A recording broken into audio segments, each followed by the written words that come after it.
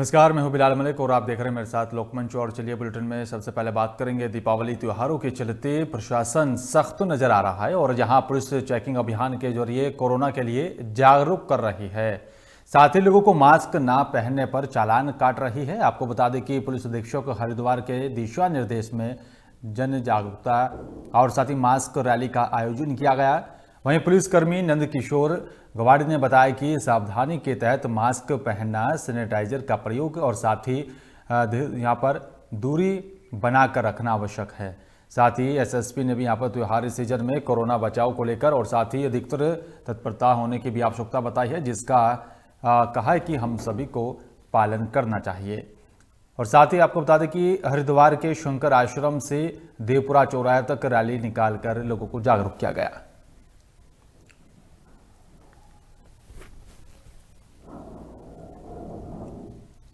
पूरा चौक तक निकाली गई है। जो आज का त्यौहार का मौसम सीजन चल रहा है, तो लोगों को जागरूक करने के लिए कि मास्क पहने, भीड़ भाड़ वाले स्थान पर जाने से बचें।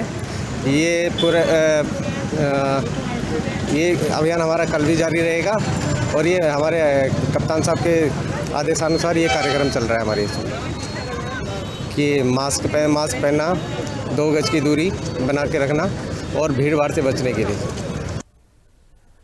मंगलौर कोतवाली में प्रभारी निरीक्षक IPS under training Himanshu Verma ने मंगलौर क्षेत्र के सभी भट्टे और साथी कोल्हू मालिकों के साथ बैठक की, जिसमें भट्टे मालिकों को हिदायत दी गई है कि सभी भट्टे मालिक क्राइम को रोकने के लिए अपने भट्टों पर सीसीटीवी कैमरे लगाएं, जिससे चलते यहाँ पर क्राइम पर लगाम लगाई जा सकेगी। और साथ ही उन्होंने कहा है कि क्षेत्र में किसी भी प्रकार का कोई संदिग्ध व्यक्ति नजर आए तो उसकी सूचना पुलिस को दी जानी चाहिए। आपको बता दें कि यहाँ पर हिमांशु वर्मा ने मंगलौर कोतवाली के नए प्रभारी निरीक्षक हैं और साथ ही वहीं जुर्म को रोकने को लेकर मंगलौर कोतवाली में IPS under training Himanshu Verma ने भट्टे और साथी कोल्हू मालिकों के साथ एक बैठक की थी और जिसमें मंगलौर के सभी भट्टे और साथी कोल्हू मालिकों ने हिस्सा लिया।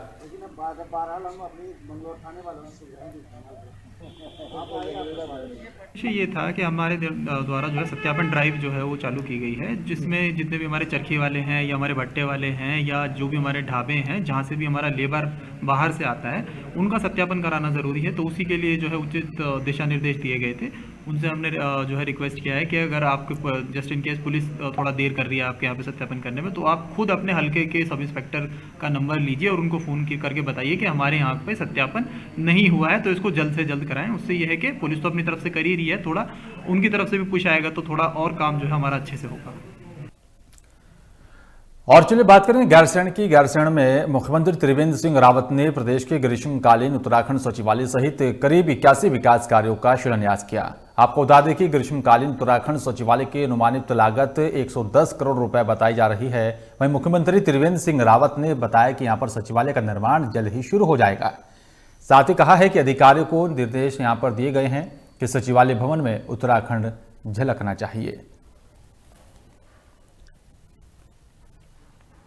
आज जो विधानसभा के लिए और राजधानी के लिए जो एक बड़ी आवश्यकता होती है कि उसका सचिवालय वहाँ पर होना चाहिए, उस सचिवालय का भी आज यहाँ पर शिलान्यास किया गया है और बहुत जल्दी इसका जो निर्माण कार्य है वो भी प्रारंभ कर दिया जाएगा। मैंने अपने अधिकारियों से कहा है कि जो सचिवालय बनेगा वो सचिवालय भवन में उत्तराखंड झलकना चाहिए। उसके जो भी आर्किटेक्ट होंगे वो ठीक से उसको डिजाइन करें और उसमें स्थानीय जो शिल्प कला है वो उसमें नजर आए। और सितारगंज में दीपावली त्योहारों को लेकर अग्निशमन अधिकारी हरीश चंद्र मिश्रा ने व्यापारियों से खास बातचीत की और साथ ही दर्जनों व्यापारियों ने दीपावली त्योहारों को लेकर हरीश चंद्र मिश्रा के उद्देश्यों का भी यहां पर पालन करने को कहा है, जिससे दीपावली त्योहारों में पटाखों से दूरी बनाए रखी जा सके। और साथ ही इस दौरान व्यापार मंडल के अध्यक्ष मित्तल ने कहा है कि दीपावली त्योहार में अगर सारे दुकानदार सहयोग करेंगे तो स्वयं हम लोग अपनी रक्षा खुद कर सकेंगे, जिसमें दुकानों और साथ ही मकानों में किसी भी तरह का कोई नुकसान नहीं होगा और ना ही किसी को किसी तरीके की हानि होगी। एक सुझाव दे रहे हैं कि भाई आप दीपावली पर्व खुशी का पर्व है तो उसको आप खुशी से मनाइए और आतिशबाजी के तौर पे हम ज़्यादातर हम आतिशबाजी के बारे में बता रहे हैं कि देखिए जो आतिशबाजी आप लोग यूज़ करेंगे या अपने बच्चे परिवार में करेंगे, जो दुकानों में आप लोग करेंगे, तो इसको बड़े सुझाव के साथ और बड़े होशियारी के साथ करेंगे। जैसे दुकानों में है, मैं सबको राय दे रहा हूँ कि भाई आप दुकानों में अपना एक बाल्टी पानी और एक रेते की बाल्टी, और जो बिल्कुल हमारे बड़े जैसे आपके क्लॉथ हाउस वाले हैं, शोरूम वाले हैं और आपके जो परचून वाले हैं, मैं इनको एक सुझाव दे रहा हूँ कि भाई आप लोग भी अपनी दुकानों में एक फायर एक्सीडेंट लगवा लें, तो आपके लिए बहुत फ़ायदा होगा। हैं मिश्रा जी और बहुत अच्छा सुझाव दिया है, और लोगों से मैं भी अपील करता हूँ कि सरकार के दिशा निर्देशानुसार जो कोविड-19 चल रहा है उसके मद्देनज़र प्रदूषण रहित दीपावली मनाएं, स्वदेशी प्रयोग करें, जितने भी दिए हैं मिट्टी के उनका प्रयोग करें, चाइनीज जो सामान है उत्पादन है उनका बहिष्कार करें, और जो इन्होंने गाइडलाइन जारी करी है जैसा कि विद्युत मीटर के पास में MCB लगी हुई हो ताकि रात को हम उसको बंद करके जाएं और उससे होने वाली जनहानि से बचा जा सके। अपने घरों की छतों की सफाई अवश्य रखें, क्योंकि दीपावली पर लोग रॉकेट वगैरह छोड़ते हैं, वो रॉकेट गिरने से वहाँ पर भी आग आने का होने की जरूरत। और चलिए बात करेंगे उत्तर प्रदेश के सुल्तानपुर की। आपको बता दें कि सुल्तानपुर से दुष्कर्म की खबर सामने आई है। आपको बता दें कि सुल्तानपुर जिले के कादीपुर कोतवाली क्षेत्र में घर पर सो रही बच्ची को पड़ोस में रहने वाले युवक ने अपनी हवस का शिकार बनाया। आपको बता दें कि बच्ची की मां पास में ही किसी कार्यक्रम में गई हुई थी और जिसकी जानकारी पाकर युवक ने बच्ची के साथ दुष्कर्म की घटना को अंजाम दिया। वहीं बच्ची के मां के घर पहुंचने पर युवक मौके से बताया जा रहा है कि फरार हो गया था, जिसके चलते आनन फानन में घटना की जानकारी पुलिस को दी गई। वहीं जानकारी पाकर पुलिस मौके पर पहुंची और साथी आरोपी को गिरफ्तार कर जेल भेज दिया है। क्या आप हमारा जियो का नंबर है, क्योंकि आज में यही चल रहा है। विजय कुमार देर मारूपुर का लड़का था, ये आकर इस घर में घुस गया था। 11 बजे घुसा था और 2-3 बजे के लमसम में जब बाजा बंद हुआ तब निकला। तब हम लोग सब पकड़ कर इसको जो है यहाँ बांध दिए थे और उसको फोन किए वहाँ, तब वहाँ लेकर गए जो है। तो वहाँ से जो उनको लड़की को परेशान हो गई थी ज़्यादा, उसको लेकर गए सुल्तानपुर, वहाँ एडमिट किए हैं। कितने साल की थी बिटिया? 3 साल की। अभी यहाँ पर जिला महिला चिकित्सालय में मैंने और पुलिस अधीक्षक साहब ने विज़िट किया है। हम लोग बच्ची से मिले हैं, उनकी कंडीशन स्टेबल है, उनको लेडी डॉक्टर और गायनेकोलॉजिस्ट ने अटेंड कर लिया है। फ़िलहाल उनकी कंडीशन स्टेबल है, परंतु उनकी प्राइवेसी के लिए और उनके कंफर्ट के लिए हमने ये निर्देश दिए हैं कि उनको एक प्राइवेट रूम में शिफ्ट कर दिया जाए जहाँ पे वो आराम से रहें। उसकी अभी व्यवस्था की जा रही है, प्राइवेट वार्ड में उनको रखा के उनको मॉनिटर किया जाएगा। कादीपुर थाना क्षेत्र में सुबह 4 बजे के आसपास पुलिस को सूचना प्राप्त हुई कि एक बच्ची के साथ में एक युवक के द्वारा रेप का इंसिडेंट कारित हुआ है। तो तत्काल पुलिस घटनास्थल पर पहुंची, जो आरोपी युवक था उसको पकड़ लिया गया है, बच्ची को हॉस्पिटलाइज किया गया है। बाकी जो विधिक प्रक्रिया है उसको हम संपन्न करवा रहे हैं। ये जो बच्ची है 3 साल से 4 साल के बीच की एज की है और उसके साथ किसी दुष्प्रवृत्ति के व्यक्ति ने अघटित घटना की है, लेकिन हम लोगों ने उसे दिखवा लिया है। महिला चिकित्सक ने, गायनेकोलॉजिस्ट ने, दोनों देख लिया है, उसका परीक्षण भी हो गया है और उसका स्वास्थ्य इस समय ठीक है, कोई असुविधा नहीं। फिर भी उसको कुछ दिन के लिए हम लोगों ने प्राइवेट वार्ड जिला चिकित्सालय महिला चिकित्सालय में जो है वहाँ पे रख लिया गया है, उसका इलाज। संत कबीर नगर में पत्रकार अर्नब गोस्वामी की गिरफ्तारी से नाराज पत्रकारों ने राष्ट्रपति को संबोधित ज्ञापन जिलाधिकारी को सौंपा और आपको बता दें कि ज्ञापन के माध्यम से अर्नब गोस्वामी की तत्काल रिहाई की मांग की गई है। वहीं इस दौरान ग्रामीण पत्रकार एसोसिएशन के अध्यक्ष इंद्रजीत शुक्ला ने कहा है, आए दिन पत्रकारों का उत्पीड़न यहाँ पर पूरे हिंदुस्तान में हो रहा है और जिसे ग्रामीण पत्रकार एसोसिएशन कतई बर्दाश्त तो नहीं करेगा। और वहीं पत्रकारों पर हो रहे उत्पीड़न को रोकने के लिए ग्रामीण पत्रकार एसोसिएशन ने राष्ट्रपति के नाम ज्ञापन भेजकर कार्रवाई करने की मांग की है। पत्रकारों का जो उत्पीड़न हो रहा है आए दिन पूरे हिंदुस्तान में, रिपब्लिक भारत के मीडिया जो प्रधान संपादक हैं अर्नब जी गोस्वामी को अकारण जेल में बंद कर दिया गया और तो और इस प्रदेश में भी पत्रकारों का उत्पीड़न जारी है, जिसे रोका जाए। हम लोगों ने महामहिम राष्ट्रपति महोदय को संबोधित ज्ञापन माननीय जिलाधिकारी महोदय के द्वारा दिया। सहारनपुर में हुई साइबर क्राइम की घटनाओं के बाद अब पूरी तरह से प्रशासन अलर्ट हो गया है, जिसके चलते सहारनपुर में लगातार साइबर अपराधियों के खिलाफ अभियान चलाया जा रहा है। वहीं बीते हफ्ते सहारनपुर पुलिस ने पेटीएम के जरिए फ्रॉड करने वाले एक बड़े गिरोह का खुलासा किया था। साथ ही आपको बता दें कि मंगलवार को एटीएम के जरिए ही क्लोनिंग करके लोगों से लाखों रुपए की ठगी करने वाले 2 शातिर अपराधियों को सदर बाजार पुलिस ने गिरफ्तार किया। आपको बता दें कि पुलिस ने इनके कब्जे से 30 एटीएम, कई मोबाइल फोन, लैपटॉप और साथ ही अन्य सामान को जब्त किया है। साथ ही एसएसपी सहारनपुर ने बताया कि शातिर लंबे समय से सहारनपुर जनपद के अंदर सक्रिय थे, जहां आरोपी एटीएम से पैसा निकालने वाले लोगों को अपना निशाना बना रहे थे और बड़े शातिराना तरीके से उनका एटीएम बदलकर एटीएम और साथ ही स्वैप मशीन के जरिए पैसे विड्रॉल कर लिया करते थे। जिसके बाद एसएसपी ने आरोपियों को गिरफ्तार करने वाली टीम को 10,000 का नकद इनाम देने की घोषणा की है।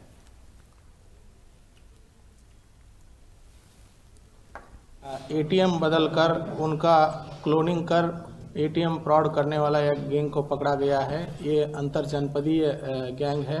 इसमें अभी तक 2 अभियुक्तों का गिरफ्तारी हुआ है और अभियुक्तों के कब्जे से करीब 6 मोबाइल फ़ोन, 2 लैपटॉप और 30 एटीएम कार्ड और जो अन्य जो स्वैपिंग मशीन है और जो फ्लॉपी है, 4 डाटा केबल है और 17,000 रुपये बरामद हुए हैं। और इनसे बहुत गहराई से पूछताछ कर रहे हैं, छानबीन कर रहे हैं और इन्होंने तमाम जो घटना किए हैं कि जो एटीएम के बाहर जो लोग खड़े रहते हैं उनको मदद देने के लिए जाके उनकी एटीएम कार्ड बदलते हैं और बदल के उनकी अकाउंट से पैसा निकालते हैं। तो ये इनका मोडस ऑपरेंडी है। इस गैंग से जुड़े हुए अन्य अभियुक्तों की तलाश में जुटे हैं और जानकारी हासिल कर रहे हैं। प्रयागराज के झांसी इलाके में माफिया बाहुबली अशोक यादव के दोनों घरों को जमींदोज कर दिया गया और बताया जा रहा है कि अशोक यादव के 2 मकान छतना के मिलन चौराहे पर हैं और दोनों ही अवैध रूप से निर्माण किया गया था। दोनों में ही नक्शे पास नहीं थे, जिसके बाद प्रयागराज विकास प्राधिकरण ने बुलडोजर चलवाया और साथ ही देखते कुछ ही घंटों में दोनों मकान जमींदोज कर दिए गए। वहीं प्रयागराज विकास प्राधिकरण कार्रवाई कर आगे बढ़ती जा रही और अवैध रूप से निर्मित किसी भी मकान को बिना तोड़े नहीं रोक सकते। यहाँ ये हमारा मकान आज 40 वर्षों से हमारे भाभी के नाम से है, 40 वर्षों से बना हुआ है। पुश्तैनी मकान है और जो हमारे मकान है ये पुष्पा पाल जी के नाम से, उनके ऊपर ये लोग वाले जबरदस्ती कार्रवाई कर रहे हैं। क्योंकि हमारे पास रहा हूँ एडीएम में नक्शा भी दिया हूँ पास होने के लिए, अप्लाई किया है, हमारे पास नक्शा भी, लेकिन अधिकारी कोई बात मानने को तैयार नहीं है, जबरदस्ती कर रहे हैं। कुख्यात अपराधी हिस्ट्री शीटर अशोक यादव का अवैध निर्माण है। इनके द्वारा प्लॉट एरिया लगभग 600 वर्ग गज में बिना मानचित्र स्वीकृत कराए अवैध निर्माण कराया जा रहा था। बिल्कुल न्यूली कंस्ट्रक्टेड, फिनिशिंग पूरी नहीं हुई है। इसका विधिक ध्वस्तीकरण आदेश पारित किया था प्रयागराज विकास प्राधिकरण, जिसके क्रम में इसको डिमोलिश कर रहे हैं। रोड की दूसरी तरफ इनका दूसरा मकान है, लगभग 150 वर्ग गज का है, 2 फ्लोर का वो भी कंस्ट्रक्शन है, वो भी सिमिलरली सिचुएटेड है, उसका भी डिमोलिशन ऑर्डर पारित है। ये कुख्यात अपराधी हैं, इनके हत्या के भी अनेक गंभीर मुद्दे पंजीकृत है। कुख्यात अपराधी हिस्ट्री शीटर अशोक यादव का अवैध निर्माण है। इसका प्लॉट एरिया लगभग 600 वर्ग गज है, बिल्कुल न्यूली कंस्ट्रक्टेड मकान है। इसका बिना मानचित्र स्वीकृत कराया इसका निर्माण कार्य कराया जा रहा था। निर्माण अभी कंप्लीट भी नहीं है और इसका विधिक ध्वस्तीकरण आदेश पारित था। इसके क्रम में इसको डिमोलिश करवाया जा रहा है। दूसरा इसके ऑपोजिट इनका एक और अवैध मकान है, वो भी इन्होंने रिसेंटली उसका। लखनऊ की यूपी प्रेस क्लब ने अंतर्राष्ट्रीय निशानेबाज वर्तिका सिंह को राष्ट्रीय महिला आयोग में सदस्य मनोनीत करने के लिए कार्यक्रम आयोजित किया और साथ ही 26 नवंबर को महिला आयोग की सदस्यता दिलाए जाने की भी बात गांव की रहने वाली लालगंज के गरीब परिवार पार्टी की सांसद कौशल की हैं और जिन्होंने मलिहाबाद विधानसभा से जो कि एक आम परिवार से उत्तर प्रदेश शूटर के रूप में निशानेबाज के रूप में प्रधानमंत्री नरेंद्र मोदी और साथ ही उत्तर प्रदेश के मुख्यमंत्री योगी आदित्यनाथ का धन्यवाद किया है। वहीं इस मौके पर वर्तिका सिंह ने कहा है कि पूरे देश में और साथ ही खासकर उत्तर प्रदेश में महिलाओं के साथ में अगर किसी भी प्रकार की कोई भी दिक्कत होती है तो आगे आकर उनकी मदद सिंह जी हैं और गांव की रहने वाली की बेटी को उन लोगों ने महिला आयोग में सदस्य के रूप में चुना है। 26 तारीख को मेरे पास लेटर आया है ज्वाइनिंग के लिए और मैं सभी का शुक्रिया अदा करना चाहती हूँ। और मैं साथ में देश की, पूरे उत्तर प्रदेश की जो भी महिलाएं हैं उनके साथ जो भी अत्याचार होता है, बलात्कार होता है, जो भी केसेस होते हैं, मैं उन पर पूरी आवाज़ अपनी बुलंद करूँगी। और हमें मुरादनगर पुलिस ने एक अवैध असलहा फैक्ट्री का खुलासा किया है और जिसमें पुलिस ने इस फैक्ट्री को चलाने वाले 4 सदस्यों को भी गिरफ्तार कर लिया है। इसमें एक महिला भी शामिल बताई जा रही है। पुलिस ने इनके पास से बड़ी संख्या में बने असलहे बरामद किए और साथ ही इन्हें बनाने में काम आने वाले उपकरण के साथ ही पुलिस इनके पास से नकदी भी बरामद करने में कामयाब रही है। गिरफ्तार करने के बाद ही पुलिस इन पर कानूनी कार्रवाई करने की और साथ ही जेल भेज देने की बात कर रही है।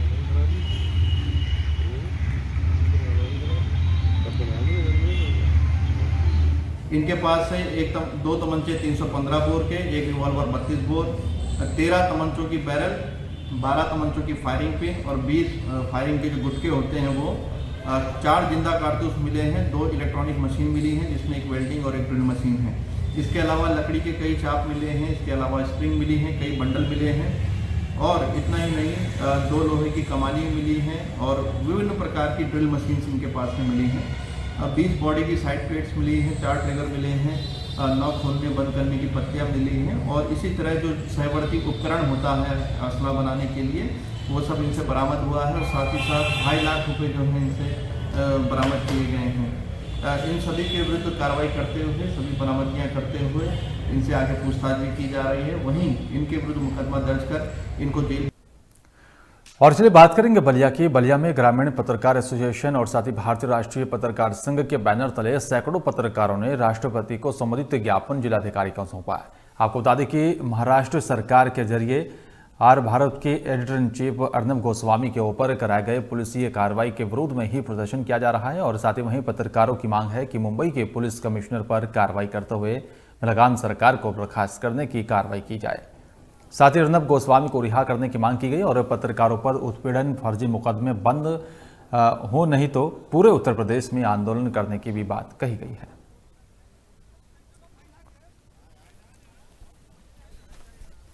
आज हम लोग महाराष्ट्र सरकार द्वारा रिपब्लिक मीडिया के editor in chief Arnab Goswami को गलत तरीके से फंसाकर जेल भेजने के खिलाफ हम लोगों ने आज पत्रक दिया है और हम लोगों ने महामहिम राष्ट्रपति से मांग किया है कि अर्नब गोस्वामी को जो गलत तरीके से फंसाए गए हैं उनको तुरंत रिहा किया जाए और महाराष्ट्र सरकार जो लोकतंत्र के चौथे स्तंभ को आपातकाल जैसी स्थिति लगा करके और स्पष्ट समाचार के संकलन पे रोक लगा रही है, स्वतंत्रता पर रोक लगा रही है, उस सरकार को, उधर सरकार को तत्काल बर्खास्त किया जाए। महाराष्ट्र में अर्नब गोस्वामी के साथ जो कुछ भी हो रहा है, महाराष्ट्र सरकार द्वारा बदले की भावना से कार्रवाई की जा रही है, उस पर हम विरोध दर्ज कराने के लिए, आपत्ति दर्ज कराने के लिए और यदि उन्हें तत्काल उत्पीड़न की कार्रवाई बंद नहीं की गई तो संघर्ष करने के लिए हम यहाँ कटिबद्ध हैं। हम महामहिम राष्ट्रपति को इस मामले में तत्काल हस्तक्षेप करने के लिए संगठन के माध्यम से एक पत्र दिए हैं जो जिलाधिकारी के माध्यम से महामहिम राष्ट्रपति। रायबरेली की बछरामा पुलिस को एक बड़ी कामयाबी हाथ लगी है। बताया जा रहा है कि पुलिस ने अवैध शस्त्र के निर्माण का कारखाना चला रहे 2 आरोपियों को गिरफ्तार कर लिया है। मौके से पुलिस ने 13 अवैध तमंचों और साथी कारतूस के साथ शस्त्र बनाने में इस्तेमाल हो रहे सामान को भी बरामद कर लिया और इसी बीच दोनों छात्रों का एक साथी मौके से फरार होने में कामयाब रहा। इसकी तलाश की जा रही है और साथ ही आपको बता दें कि दोनों छात्र लंबे समय से अवैध तमंचे बनाने का काम कर रहे थे और जनपद के साथ ही पड़ोसी जनपदों में भी इन तमंचों का इस्तेमाल किया करते थे। ये दोनों मुलजिम जो अशोक और सुनील हैं, ये बछरामा के काफ़ी कुख्यात मुलजिम हैं। इनके ऊपर 10 मुकदमे हैं और ये गैंगस्टर में वांछित भी चल रहे थे और इनके ऊपर पुलिस अधीक्षक रायबरेली की तरफ से 10-10 हज़ार रुपये का इनाम मिला। तो ये इस तरीके से थाना बछरामा पुलिस ने इनामी अपराधियों को गिरफ्तार करते हुए एक शस्त्र फैक्ट्री बरामद की है जो एक अच्छा काम है। सर गिरोह में अभी भी कोई ऐसा है जो बाहर चल रहा है? हाँ, अभी भी जो इनके साथ गिरोह का एक और वांछित है जिसका नाम यहाँ लेना उचित नहीं होगा और उसको फरार चल रहा है, शीघ्र इसको गिरफ्तार करके इसका कनेक्शन संत कबीर नगर से खुद के अपहरण की साजिश रचने का मामला सामने आया, जिसके बाद पुलिस ने खुद के अपहरण की साजिश रचने वाले LIC एजेंट को गिरफ्तार कर लिया है। LIC धारकों का पैसा न जमा करने के लिए अभियुक्त ओम प्रकाश ने खुद अपने अपहरण की साजिश रची थी। बताया जा रहा है कि पुलिस टीम ने अभियुक्त ओम प्रकाश को आवास विकास कॉलोनी बरगदवा गोरखपुर से बरामद किया है। आपको बता दें कि अभियुक्त ने नया सिम खरीदकर अपने ससुर को फोन पर अपने अपहरण को फर्जी जानकारी दी थी। ये ओम प्रकाश यादव हैं। वर्ष 2003 से LIC में एजेंट का कार्य करते हैं। ग्राहकों की बीमा पॉलिसी की किस्तें ये जमा करते थे। बीच में अनेक ग्राहकों के बीमा की किस्तें नहीं जमा किए, वह धनराशि 72,000 रुपये की हो गई और इन्होंने उसमें से मात्र 27,000 रुपये जमा किए। शेष 45,000 रुपये इन्होंने खर्च कर दिए। जिन ग्राहकों का 45,000 रुपया इन्होंने खर्च कर दिया, उन लोगों ने अपनी बीमा की किस्तों के जमा किए जाने की रसीदें मांगने लगे।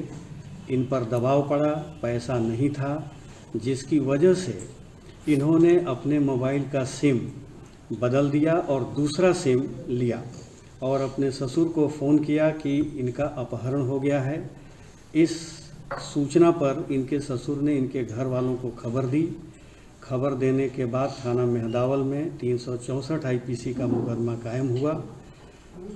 सर्विलांस की टीम और मेहदावल की टीम ने लग करके और इनको चिलुआ ताल में आवास विकास कॉलोनी से इनको बरामद किया। इनके विरुद्ध 419, 420 और 66 IT एक्ट का मुकदमा कायम करके इनके विरुद्ध। और फिलहाल इस बुलेटिन में मेरे साथ सिर्फ इतना ही। बाकी तमाम खबरों के लिए आप देख रहे लोकमंच। नमस्कार।